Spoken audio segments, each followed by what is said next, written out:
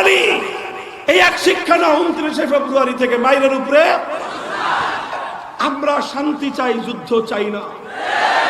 আমরা সম্প্রীতি চাই, লড়াই চাই না। আমরা বন্ধুত্ব চাই, শত্রুতা চাই না। কিন্তু মনে রাখবে, যদি আমাদের বন্ধুত্বের হাতে তুমি গাদ্দারির রক্ত লাগিয়ে দিতে চাও, সম্প্রীতির জায়গায় যদি সাম্প্রদায়িকতার আগুন জ্বালিয়ে দিতে চাও, 80 কোটি মুসলমান গজওয়াতুল হিন্দের হাতিয়ার নিয়ে জিহাদের ময়দানে নামবে, জিহাদের ময়দানে নামবে। নরেন্দ্র মোদী যদি আসতে চায়, একটা করে ঝাঁটা আর একটা করে জুতা, দুটো করে 18 কোটি বাঙালির 36 কোটি জুতা ঝাড়ুর বাড়ি দাও, নরেন্দ্র মোদী সোজা হয়ে যাবে। আসল কথা কি জানেন? আসল কথা হলো মাইরের উপরে। জোরে বলেন কথা। মাইরের উপরে। মুহতারাম হাজিরিন, আমার দেশ, আমার রাষ্ট্র, আমার সরকারকে আমরা বলতে চাই, আপনাদের কূটনৈতিক সীমাবদ্ধতা থাকতে পারে, আপনাদের জাতিগত দুর্বলতার সীমাবদ্ধতা থাকতে পারে, কিন্তু 18 কোটি তাওহীদি মুসলমানদের কোনো সীমাবদ্ধতা নাই। আমরা আপনাদেরকে সাহস যোগাতে চাই, হিম্মতের সাথে মাথা উঁচু করে দাঁড়ান। আরে পশ্চিমবঙ্গের মুখ্যমন্ত্রী যদি বলতে পারে কুখ্যাত নরঘাতক নরেন্দ্র মোদী আর অমিত শাহ পশ্চিমবঙ্গে নিষিদ্ধ, তাহলে আমার বাংলাদেশের প্রধানমন্ত্রী কেন পারবেন না? মুহতারাম হাজিরিন, আমরা চাই আপনি বলেন। আপনি যেভাবে নির্বাচিত হয়েছেন, আমাদের আর কোনো আপত্তি থাকবে না। 18 কোটি মানুষের মুখের ভাষা, মনের ভাষা একবারের জন্য আপনার মুখে উচ্চারণ করেন, 18 কোটি মানুষ আপনার জন্য জীবন দেবে। খুব ভালো করে শুনে রাখো, আমরা বাঁচলাম না মরলাম এটা আমাদের কাছে গুরুত্বপূর্ণ কোনো বিষয় নয়। আমাদের কাছে গুরুত্বপূর্ণ বিষয় হলো যতদিন বাঁচবো আল্লাহর জন্য বাঁচবো। আল্লাহর জন্য যখন জীবনের চেয়ে মৃত্যুকে শ্রেষ্ঠ মনে করব, তখন জীবনের চেয়ে মরণ আমাদের কাছে প্রিয় হয়ে যাবে। আমরা যখন দেখব আল্লাহর ঘর ধ্বংস করে, মসজিদে অগ্নিসংযোগ করে, আল্লাহর কোরআন জ্বালিয়ে ভস্ম করে দিয়ে, মসজিদের মিনার থেকে আজানের মাইক খুলে ফেলে হনুমানের গেরুয়া পতাকা তুলে দেওয়ার পর সেই খুনিকে কোন সম্মানের আসনে বসাবার চেষ্টা করা হচ্ছে, আল্লাহর ঘরের ইজ্জতের হেফাজতের জন্য কিয়ামত কায়েম হয়ে যাবে। কথা হলো এই জায়গায় বড় শিক্ষা। বুখারী শরীফের হাদিস বাবু গজওয়াতি উহুদ উল্টান আল্লাহর পয়গম্বর কি শিক্ষা দিচ্ছেন? বলছেন, আমার কথা বলো, মাখলুকের কথা বলো, কোনো আপত্তি নাই, কোনো আপত্তি নাই, কিন্তু যখন তুমি আল্লাহর বরত্বের প্রশ্ন তুলবা, যখনই বলল ও লিবুহু, হে ওমর, হে আলী, এখন আর মুসলমান নীরব থাকতে পারে না। সাহাবায়ে কেরাম জিজ্ঞাসা করেন, মা নাকুলু ইয়া রাসূলুল্লাহ, কি জবাব দিব? আল্লাহর নবী তার সৈনিকদেরকে স্লোগান শিখিয়ে দিলেন। নবীজি বলেন, কুলু আল্লাহু আ'লা ওয়া আজাল, কুলু আল্লাহু আ'লা ওয়া আজাল। আসমান আর জমিনের মধ্যে কারো বরত্ব যদি থেকে থাকে, সবচেয়ে বড় কে? আসমান আর জমিনে ক্ষমতা চলবে কার? আল্লাহর জমিনে আইন চলবে কার? আল্লাহর আইনের বিরুদ্ধাচরণ যারা করবে, তারা আল্লাহর জমিনে মাথা উঁচু করে বসবাস করবার অধিকার রাখেন। মুহতারাম হাজিরিন, এজন্যই আজ শয়তানের দল মুয়াজ্জিনের মিনারের আজানের ধ্বনি স্তব্ধ করে দিতে চায়। আমরা তোমাদেরকে স্মরণ করায় দিতে চাই, এই দিল্লি আমরা গড়েছি। 700 বছর পর্যন্ত এই দিল্লির জন্য চোখের অশ্রু আমরা দিয়েছি। 750 বছর পর্যন্ত ঘাম আমরা ঝরিয়েছি। 750 বছর পর্যন্ত তিলে তিলে রক্ত দিয়ে দিল্লিকে আমরা গড়েছি। দিল্লির লাল কেল্লা আমরা তৈরি করেছি, দিল্লির শাহী মসজিদ আমরা তৈরি করেছি, কুতুব মিনার আমরা উঁচু করেছি, দিল্লির গ্র্যান্ড ট্রাঙ্ক রোড আমরা তৈরি করেছি। তোমরা 750 বছর পর্যন্ত আমাদের করুণার ভিখারি ছিলে। আমাদেরটা খেয়ে পরে আজ তোমাদের গর্দান মোটা হয়েছে। এবার যদি তুমি আমার বোনের ইজ্জতের দিকে হাত তুলতে চাও, এবার যদি তুমি আমার ভাইয়ের রক্ত নিয়ে হোলি খেলতে চাও, এবার যদি তুমি আমার মায়ের ইজ্জত এবং আব্রু লুটে নিতে চাও, গোটা ভারতবর্ষ জুড়ে যুদ্ধের তামামা বাজবে, যুদ্ধের তামামা বাজবে। হে মুমিন, আনন্দ উদযাপন করবার পদ্ধতি ইসলামে আছে না নাই? আল্লাহর নবী শিখিয়েছেন না শিখান নাই? কিভাবে? ব্যান্ড সঙ্গীত, হ্যাঁ, না খালি গান গাওয়া, না রং তামাশা করা? মুমিন যখন আনন্দিত হবে আল্লাহু আকবারের স্লোগান তুলবে। মুমিনের আনন্দ বিজয়ে উদযাপনের হাতিয়ার হলো আল্লাহু আকবার। হে মুসলিম যুবকরা, শিখো ইতিহাস থেকে, ইতিহাস থেকে শেখো। মুসলমানের যুবকের দায়িত্ব কি? দুঃখ লাগে নিজের কথা চিন্তা করলেই। আজকে আমরা 5 ওয়াক্ত নামাজ আদায় করলেই মনে করি আমি তো অনেক কিছু করে ফেলছি। আর যদি রমজানের রোজা রাখতে পারি তাহলে তো বেহেশতের ওই পারে গিয়ে পড়ছি। আর কোন রকম যদি হজ করা গেল তাহলে তো আর কোনো কিছু লাগেই না। তারা মুসলিম যুবক, তোমার দায়িত্ব নামাজ রোজার হজ পর্যন্ত সীমাবদ্ধ। ইতিহাসের সোনালী পাতা উল্টাও আর তরুণ সেনাপতি 17 বছরের মোহাম্মদ বিন কাসেমের কাছ থেকে তোমার দায়িত্ব বুঝে নাও। মোহাম্মদ বিন কাসেমের কাছে যখন খবর পৌঁছেছিল সিন্ধুর দেবল রাজ্যের অত্যাচারী রাজা দাহিরের জিন্দানখানার মধ্যে এক মুসলিম যুবতী আটকা পড়েছে, তার ইজ্জত লুণ্ঠিত হওয়ার সম্ভাবনা আছে, মোহাম্মদ বিন কাসেম তরুণ সেনাপতি শপথ করেছিল নিজের বোনের ইজ্জত হেফাজত না করা পর্যন্ত আমার দায়িত্ব সমাপ্ত হবে না। কদাদ্দাইতু ফরিজাতি। ও মুসলমান, আজ চোখ তুলে তাকাও, দেখো সামাজিক যোগাযোগ মাধ্যমগুলোতে, মিডিয়ার স্ক্রিনের মধ্যে দিল্লির আমার ওই সমস্ত ভয়ার্থ বন্ধের চেহারাগুলো ভেসে উঠছে, যারা চোখের পানিতে বুক ভাসিয়ে আত্মচিৎকার করে বলছে, হে 250 কোটি মুসলমানদের দেশগুলো থেকে একজন মোহাম্মদ বিন কাসেম কি তৈরি হবে না যে অত্যাচারী জালেম মোদির জিন্দানখানা থেকে আমাদেরকে উদ্ধার করবে? ইতিহাস আমরাও জানি, ইতিহাস তোমরাও জানো। কমিটমেন্ট ছিল 70-এর নির্বাচনে এই জমিনে কোরআন সুন্নাহ বিরোধী কোনো আইন চলবে না। 1971-এর 7ই মার্চের ঘোষণায় মুক্ত করে ছাড়বো ইনশাআল্লাহ।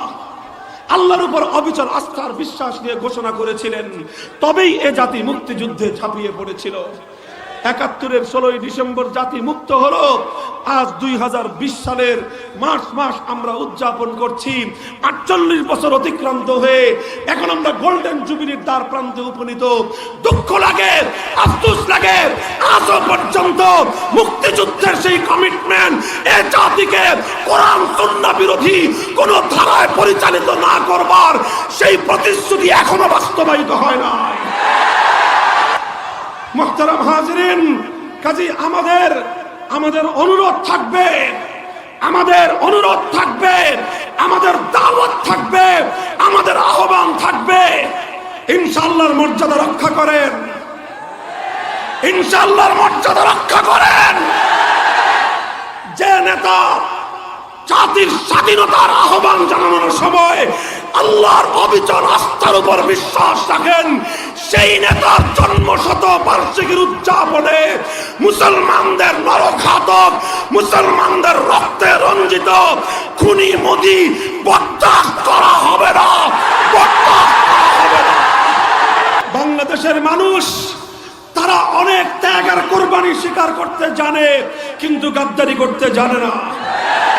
অনেক অনেক দীর্ঘ সংগ্রামের পর এদেশের মাটিতে লাল সবুজের পতাকা উড়েছে, এদেশের আকাশে স্বাধীনতার সূর্য উদিত হয়েছে। আমরা যতটা কষ্ট করে স্বাধীনতা পেয়েছি পৃথিবীর ইতিহাসে এর নজির বিরল। সেই লম্বা ইতিহাস আমি যাব না। এখন আমেরিকা বলতেছে তালেবানরা শান্তিবাদী।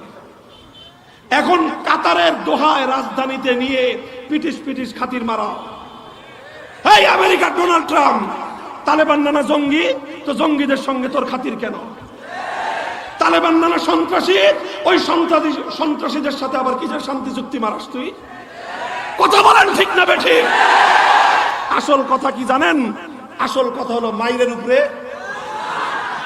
জোরে বলেন কথা, মাইরের উপরে।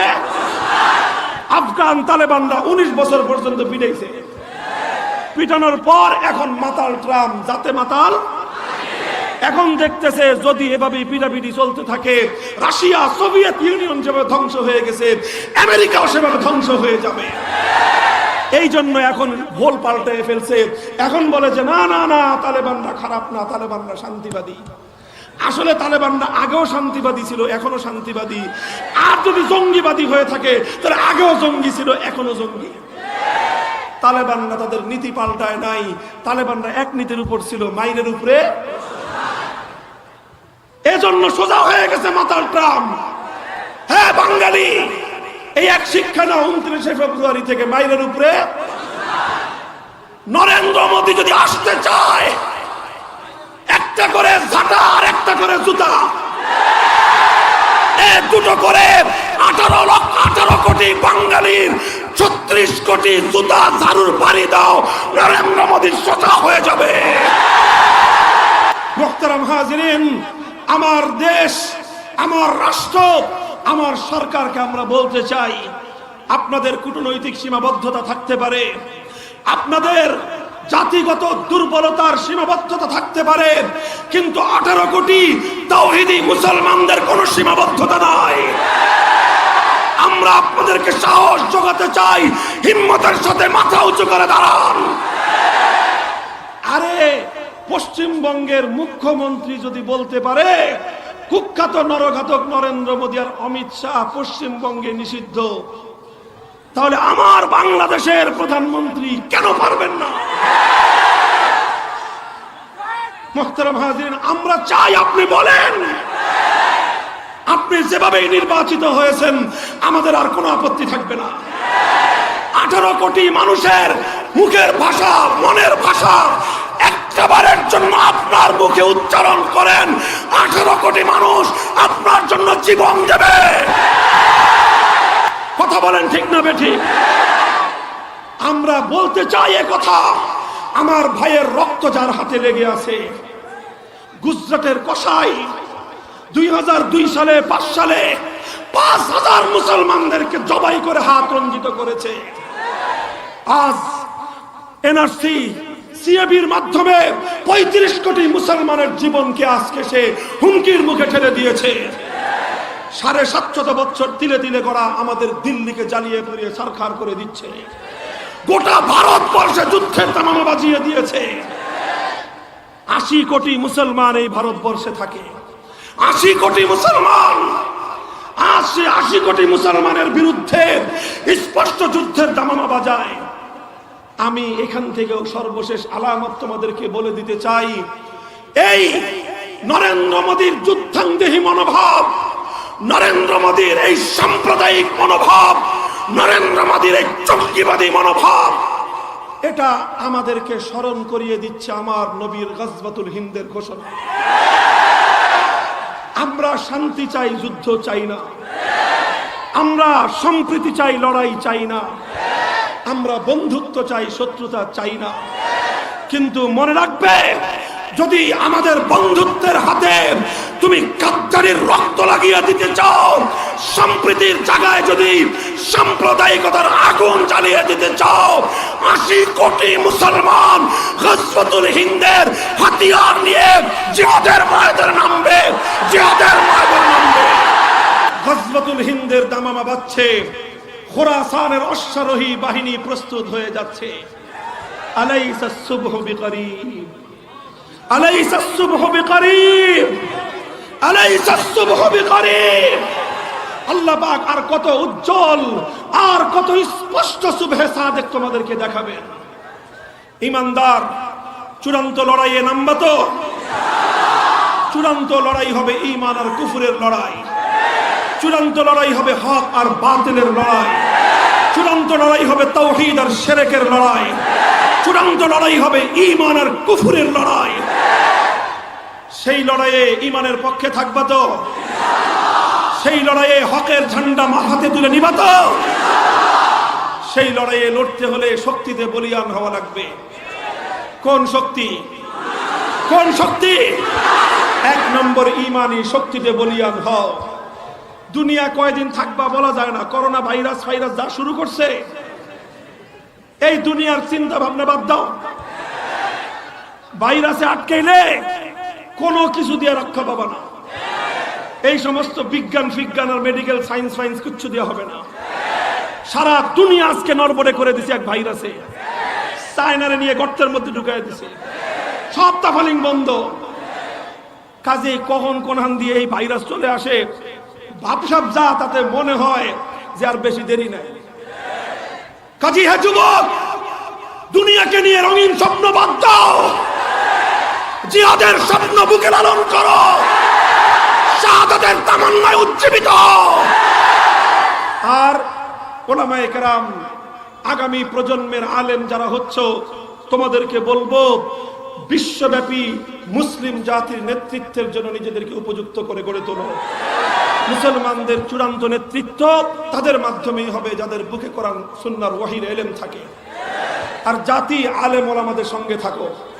থাকবো তো ইমানি হাতিয়ার নিয়ে আল্লাহু আকবারের ধ্বনিতে উলামায়ে উম্মত আল্লামা বাবু নগরী, আল্লামা নূর হোসেন কাসেমী ময়দানে যখন ডাক দিবেন, ময়দানে কাফনের কাপড় নিয়ে কারা কারা বেরিয়ে আসবো।